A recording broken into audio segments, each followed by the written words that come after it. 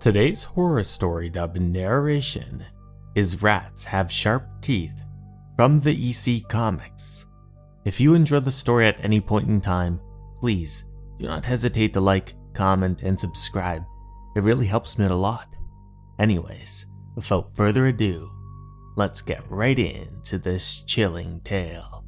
I hope you all enjoy. Abner Tucker was the local historian of blue-blooded Cape Colony. He knew the ancestry of every man and woman in town. He also knew other things. The book said she was buried while wearing all her wedding jewels. Suddenly, shrilly, in the night's silence, Abner Tucker screamed.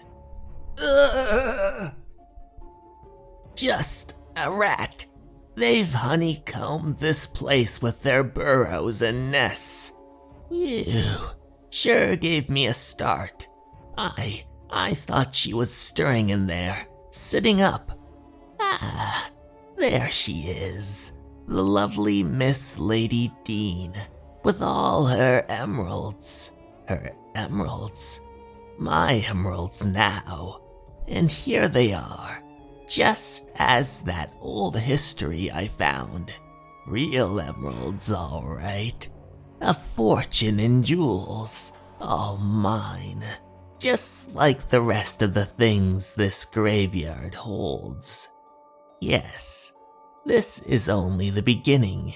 In my role as historian, I have access to old records, old burial records and diaries.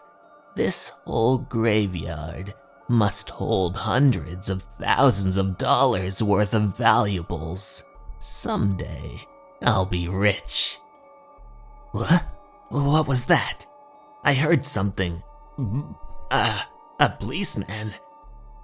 If anyone ever saw me digging up those graves, I'd go to jail. And I can't let that happen. I've got to get away. Think up some way to dig up those graves without risk of discovery. Some afternoons later, in the office of the committee in charge of the colonial graveyard. Abner, the committee has passed on your application for the vacant post of caretaker.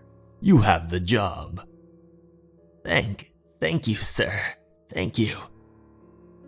Abner Tucker made his home in the old mansion, which was now part of the graveyard.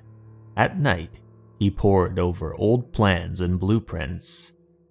According to this old print, there's a secret entrance from the cellar into the tunnels beneath the graveyard. They used those tunnels during the Revolution to smuggle spies in and out. Then, during the Civil War, to help slaves escape up north. This must be... Yeah! Those rats gave me a scare. Blasted things. I'll have to get rid of them. Somehow. Down a wooden staircase rotted with age, and into the earthen tunnels went Abner Tucker. And everywhere that he went... Rats! Hundreds of them. Thousands. They're all over the place.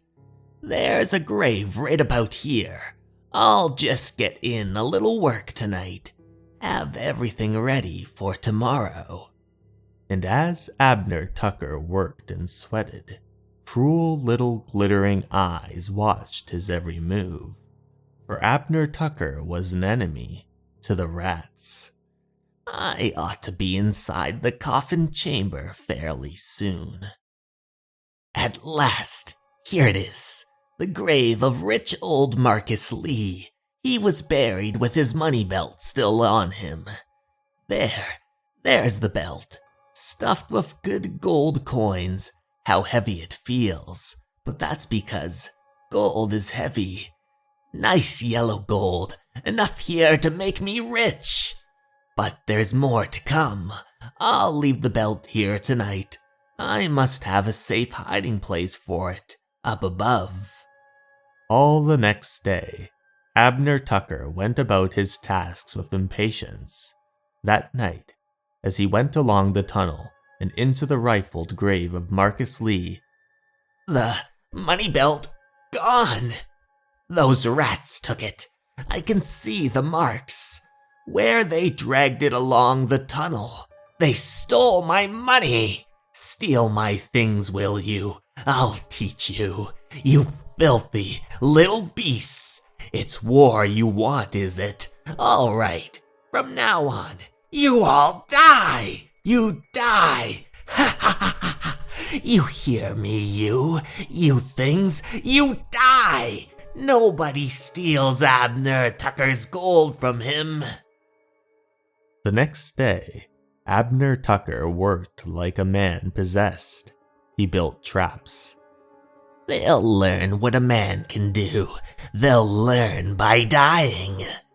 He poisoned meat and cut it into tiny chunks. At night, he walked the tunnels, dropping the deadly food. Come and get it. Your dinner. Deadly dinner. Day after day, rats died by the hundreds. Now, when he walked the tunnels, there were few of them to be seen, but Abner Tucker was not satisfied. There. This wire barrier will keep them down at the far end of the tunnel. Now, I can dig all I want, and they can't get at my treasures. Now, try to steal my gold. Try. You're penned in there. Now I can really concentrate on my job. The next grave to be opened is that of Gaffer Pondleby. He was an old miser who had his fortune buried with him. His grave is further than I thought. I'll have to shore up this tunnel with wooden beams to keep it from collapsing. By day, Abner Tucker pored over the old graveyard plans as he ate his lunch. After I open Pondleby's grave, I'll get to work on young Squire Jackson's. He had a collection of gold rings that was buried with him.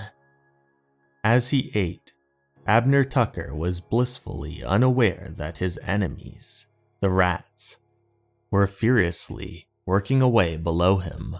Once free, the rodents raced for the tunnel on which Abner Tucker had so furiously labored.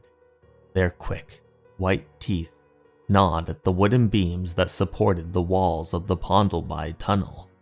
Night after night, Abner Tucker worked away. In the dim light, he never noticed the slow, steady weakening of the beams until one night, a week later. At last! Look at his gold, his money bags, his jewels.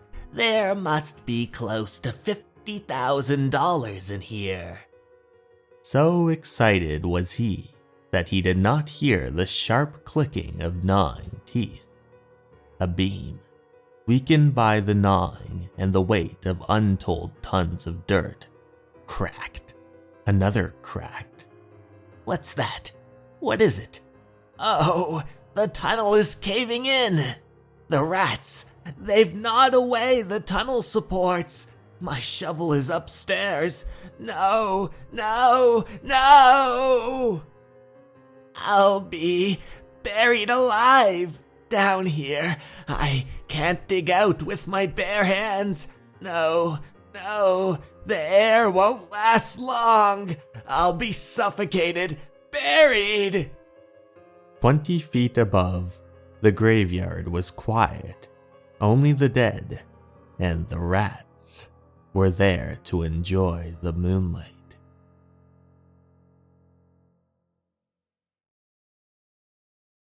Hey everyone, thank you so much for watching. I'd like to take this time to give a very special thanks to my Patreons and YouTube members. The Last Sin Eater, Motosurf, Leo, Minue, Kago, Louise V, and Lady Scare. Thank you so much everyone, and remember, you're important and you matter. Have a great night everyone. Goodbye.